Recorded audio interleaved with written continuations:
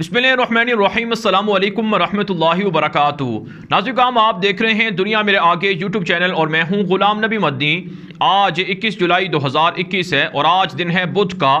नाज़रीन, तुर्की अफ़गानिस्तान के अंदर फ़ौजें उतारना चाहता है, जिस पर तालिबान और तुर्की के दरमियान शदीद तनाज़ा चल रहा है। अमरीका और नेटो तुर्की से अपनी फ़ौजें अफ़गानिस्तान उतारने का मुतालबा कर रहे हैं और अफ़गानिस्तान के अंदर से जो तुर्की की फ़ौजें मौजूद हैं उनको ना निकालने का मुतालबा कर रहे हैं, जबकि तालिबान तुर्की को वार्निंग दे चुके हैं। अफ़गान तालिबान के तर्जुमान डॉक्टर नईम वर्दक का इसी हवाले से एक तहलका खेज़ इंटरव्यू नशर हुआ है, वो आपके सामने इस वीडियो के अंदर रखेंगे। इसी तरह से तुर्की की जानिब से शाम से अस्करियत पसंदों को या जंगजुओं को अफ़गानिस्तान भेजना शुरू कर दिया गया है। ये एक तहलका खेज़ रिपोर्ट सामने आ रही है, वो भी आपके सामने रखेंगे। साथ साथ इस वीडियो के अंदर जो तालिबान के सियासी दफ्तर के तर्जुमान हैं सुहेल शाहीन, उन्होंने अमेरिका के मशहूर मीडिया नेटवर्क CNN को इंटरव्यू दिया है, जिसमें उन्होंने वाज़े कर दिया है कि हम अमेरिका के साथ सफारती ताल्लुकात भी रखेंगे। 9/11 के अंदर हमारा कोई हिस्सा नहीं था और मुस्तकबिल के अंदर अमेरिका के ख़िलाफ़ अफ़गानिस्तान की सरज़मीन भी इस्तेमाल नहीं करने दी जाएगी। साथ साथ उन्होंने अमेरिका से मुतालबा किया है कि हमारी इस्लामी हुकूमत को चैलेंज ना किया जाए, हम अफ़गानिस्तान के अंदर इस्लामी हुकूमत बनाकर दिखाएंगे। तो ये तमाम तर तफसीलात हैं जो इस वीडियो के अंदर आप जानेंगे। लेकिन आगे बढ़ने से पहले इस वीडियो को लाइक भी करें, दोस्तों के साथ नशर भी करें, अपनी राय कॉमेंट के ज़रिए से ज़रूर पहुँचाया करें। तो नाज़रीन, हम सबसे पहले बात कर लेते हैं तुर्की का अफ़गानिस्तान के अंदर फ्यूचर में क्या रोल हो सकता है, मुस्तकबिल में क्या रोल हो सकता है, क्या किरदार हो सकता है। इस हवाले से तुर्की के जो सदर हैं तैयब एर्दोगान, वो बार बार बयानात दे रहे हैं कि तुर्की अपनी फ़ौजें अफ़गानिस्तान के अंदर रखेगा और इस हवाले से अमेरिका और नेटो के साथ बातचीत जारी है। यहाँ तक कि कल एर्दोगान ने बयान दिया कि हमारी 3 शराइत हैं, अगर नेटो अमेरिका हमारी ये 3 शर्तें मान लेते हैं तो हम तुर्की की फ़ौजों को बरकरार रखेंगे और मज़ीद भी ताउन अमेरिका के साथ और काबुल हुकूमत के साथ किया जाएगा।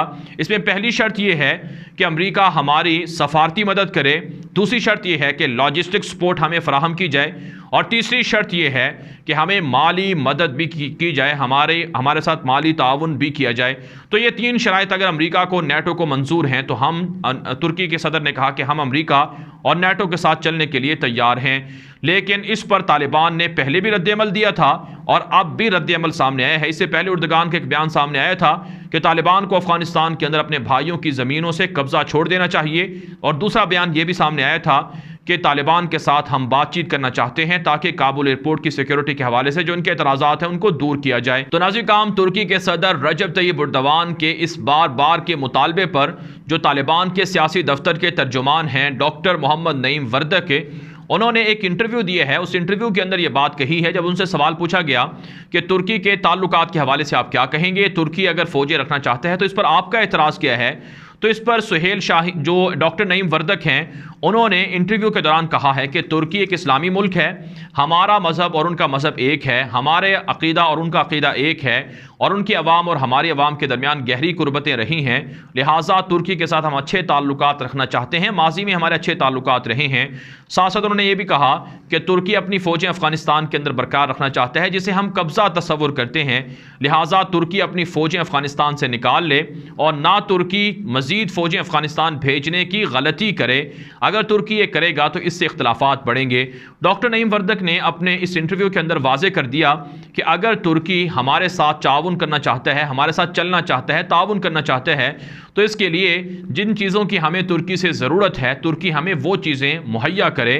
इसमें वो फ़ौजियों को ना भेजे बल्कि इंजीनियर्स भेजे, सरमायाकार भेजे, ताजर भेजे और डॉक्टर्स भेजे, साइंसदान भेजे और इसी तरह से आवाम की फलाह बहबूद के लिए काम करने वाली कंपनियां भेजे, इदारे भेजे, ताकि अफ़गानिस्तान को रीबिल्ड किया जाए, अफ़गानिस्तान की तामीर और तरक्की की जाए।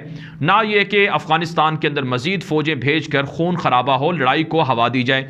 तो तालिबान की जानिब से वाज़े कर दिया गया है कि तुर्की के इस फ़ैसले की हम हिमायत नहीं करते हैं। जो अमरीकी इमा पर एर्दोगान फ़ैसला कर रहे हैं, ये गलत फ़ैसला है, इसकी जितनी मजम्मत की जाए उतना कम है और साथ साथ वार्निंग भी है कि हम तुर्की के साथ लड़ाई नहीं करना चाहते, इख्तलाफात नहीं करना चाहते, लिहाजा तुर्की अपने इस फ़ैसले से रुजू करे और एर्दोगान अपना ये मौक़िफ़ तब्दील कर ले।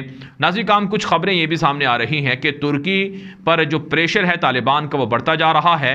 इसी हवाले से से उर्दगान ने एक खुसूसी टीम तश्कील दे दी है जो तालिबान से मुज़ाकरात करेगी और तालिबान के साथ जो तुर्की का वफद है वो दोहा के अंदर मुलाकात कर सकता है और तालिबान को भी तुर्की की दावत दी जा सकती है। तो इस एतबार से आने वाले 1-2 हफ्तों के अंदर ये मामला वाज़े हो जाएगा कि अगर तुर्की अफ़गानिस्तान के अंदर फ़ौजें उतारेगा या फिर नहीं उतारेगा, या फिर तालिबान की जो शराइत हैं उनके मुताबिक तालिबान मिलिट्री इक्विपमेंट ले सकते हैं, ट्रेनिंग ले सकते हैं, इंजीनियर्स को, इन्वेस्टर्स को ले सकते हैं। तो अमेरिका की ये जो साजिश थी तुर्की और तालिबान को लड़ाने की, इस हवाले से आने वाले 1 से 2 हफ्ते इंतहाई अहम हैं। इसमें बड़े फैसले हो जाएंगे और तवक्को ये की जा रही है कि उर्दगान अपने इस फैसले को वापस ले लेगा और तालिबान की मुखालफत में 2 मुसलमान मुल्कों की लड़ाई नहीं करवाएगा और ना अपनी साख को ख़राब करवाएगा और ना ही तुर्की की अवाम की नफरत या तुर्की के सदर उर्दगान की हुकूमत से नफरत मुसलमानों के दिलों में बिठाएगा। तो इसलिए आने वाले 2 हफ्तों के अंदर ये बात वाज़े हो जाएगी। लेकिन दूसरी तरफ नाज़रीन काम काबुल हुकूमत और इसी तरह से उनके इत्तेहादी बड़े पुरुमीद हैं कि तुर्की अपनी फ़ौजें भेजने जा रहा है। काबुल.com के नाम से एक न्यूज़ एजेंसी है, न्यूज़ इदारा है, न्यूज़ साइट है अफ़गानिस्तान के अंदर है, उसने एक रिपोर्ट दी है जो बुनियादी तौर पर उसकी अपनी रिपोर्ट नहीं है बल्कि एक गैर मुल्की जो इदारा है, इंस्टीट्यूट है, उसकी रिपोर्ट है। इसके अंदर ये बात कही गई है कि तुर्की शाम से अस्करियत पसंदों को, जंगजुओं को अफ़गानिस्तान भेज रहा है और कंट्रैक्टर के नाम पर यानी मुख्तलिफ ठेके देकर इन लोगों को भेजा जा रहा है जो दरअसल जासूस हैं, जो दरअसल जंगजू हैं।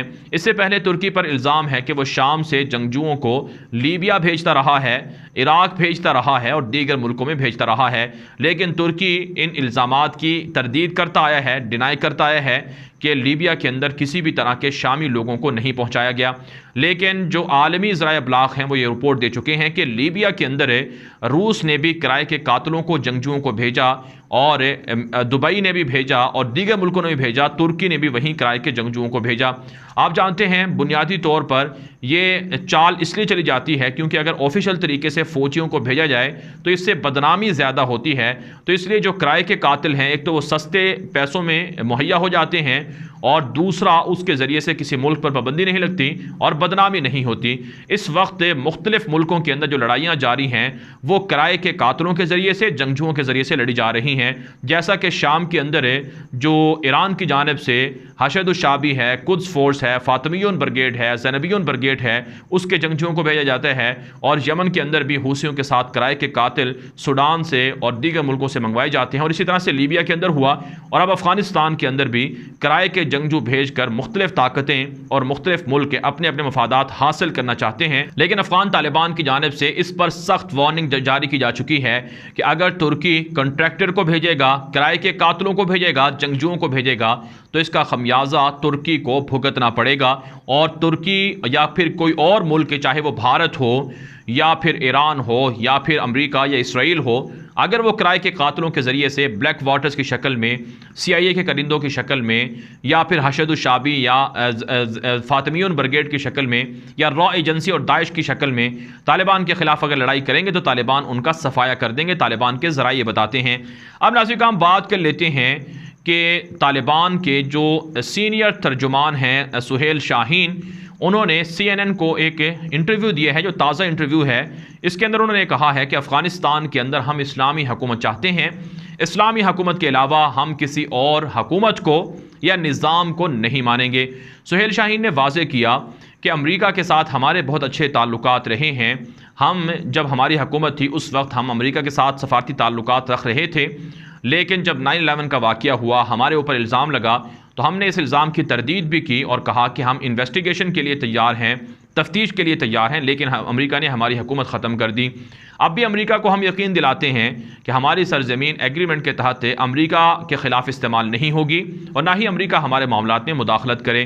उन्होंने वाज़े कर दिया कि अफ़गानिस्तान के अंदर 85% इलाकों पर हमारा कंट्रोल है। इसके बावजूद हम काबुल हुकूमत से, काबुल इंतज़ामिया से डायलॉग करना चाहते हैं, मुज़ाकरात कर रहे हैं, लेकिन काबुल हुकूमत का महज 15% कंट्रोल है और वो मुज़ाकरात नहीं करना चाहते।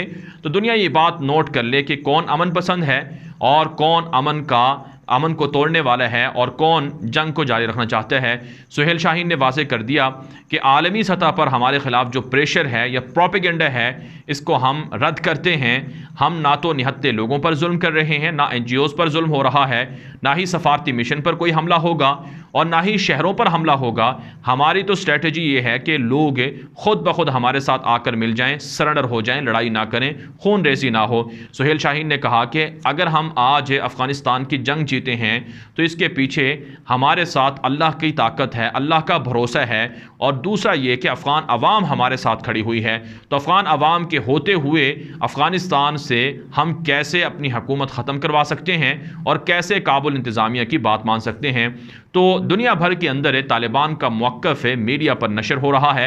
अशरफ गनी ने इल्ज़ाम लगाया था कि पाकिस्तान का मीडिया तालिबान के बयानात नशर कर रहा है, तालिबान का मौक़िफ़ नशर कर रहा है, तालिबान की हिमायत कर रहा है। लेकिन यहाँ तो CNN और यहाँ तो न्यूयॉर्क टाइम्स, BBC और इसी तरह से दीगर आलमी ज़राए अबलाग तालिबान रहनुमाओं के इंटरव्यू नशर कर रहे हैं। तो इसका मतलब ये है कि अफ़गान तालिबान अफ़गानिस्तान के असल हीरो बन रहे हैं, असल हुक्मरान बन रहे हैं, उनकी हुकूमत आ रही है, तभी तो पूरी दुनिया में उनकी हलचल है और उनके बारे में बातचीत हो रही है। दुनिया के नाज़िर काम कोई भी न्यूज़ इदारा या न्यूज़ साइट या TV चैनल आप उठाकर देख लें, आपको अफ़गानिस्तान की खबर, अफ़गान तालिबान की खबर ज़रूर मिलेगी। इस वजह से पूरी दुनिया का अमन और पूरी दुनिया की जो मुस्तक़बिल के अंदर है, जो तरक्की है या मुस्तक़बिल के अंदर जो सूरत हाल बेहतरी है, उसमें अफ़गानिस्तान का मेजर रोल रहेगा, बड़ा रोल रहेगा। तो अमरीकी इदारे भी ये बात तस्लीम कर रहे हैं कि तालिबान एक सियासी पावर हैं, तालिबान के ख़िलाफ़ पाबंदियाँ ख़त्म होनी चाहिए, उन्हें हुकूमत करने का इख्तियार देना चाहिए। यहाँ तक कि नाज़िर काम चाइना से, रशिया से और दीगर मुल्कों से भी तालिबान के राबते हो रहे हैं और यूरोप के कई मुल्क भी तालिबान से सफारती ताल्लुकात कायम कर चुके हैं। तो ये सारी चीज़ें अफ़गान तालिबान की जो हुकूमत है उसको बेहतर कर रहे हैं, उनकी पोजीशन को मजबूत कर रहे हैं। अफ़गानिस्तान के हवाले से नाज़िर काम अब तक की ताज़ा तरीन अपडेट्स थी जो आपके सामने रखी गई हैं। इन अपडेट्स के हवाले से जो आपकी राय हो कमेंट के जरिए से ज़रूर हम तक पहुँचाएँ। अब तक के लिए इतना ही, इजाज़त दीजिए। अल्लाह हाफ़िज़।